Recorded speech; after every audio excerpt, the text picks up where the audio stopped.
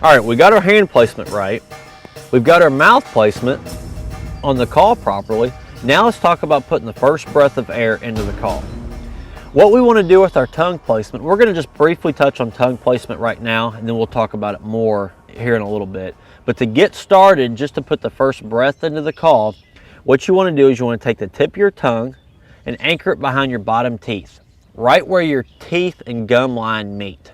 You don't want to press very hard. You just want to let the tip of your tongue just barely touch the teeth and gum line. Reason for this is because we're going to be using the back part of our tongue to control the air to make this goose call operate.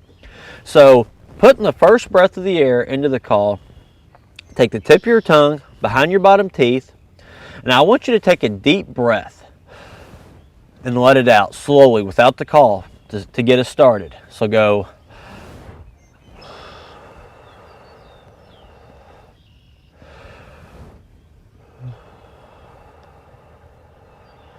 You want to do this in a controlled fashion.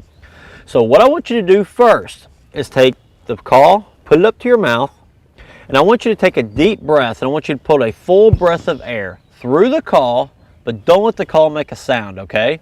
Believe it or not, this is actually the first step to proper air control. So we'll take a deep breath.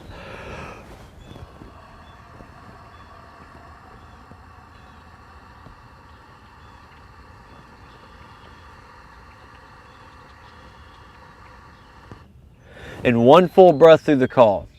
Go ahead and do that a couple times.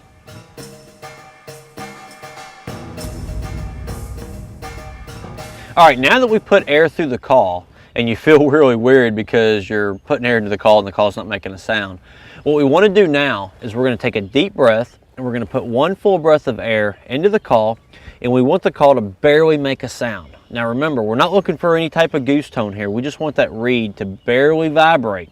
And remember, this is the base foundation of air control, so just bear with me a little bit and you'll kind of see why we're doing this.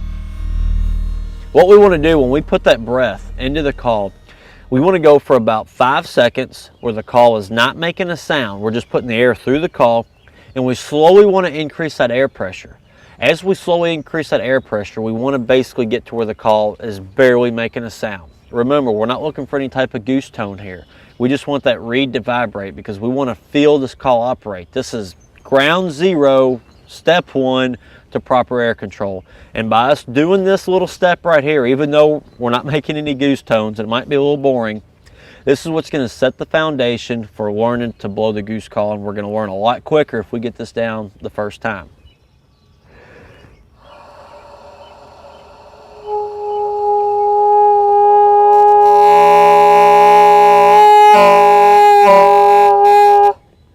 And what you want to do is you want to maintain that note as soon as that call starts to vibrate.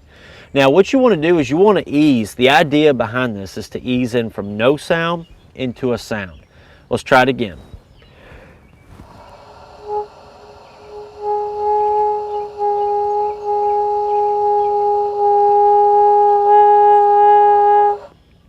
Again.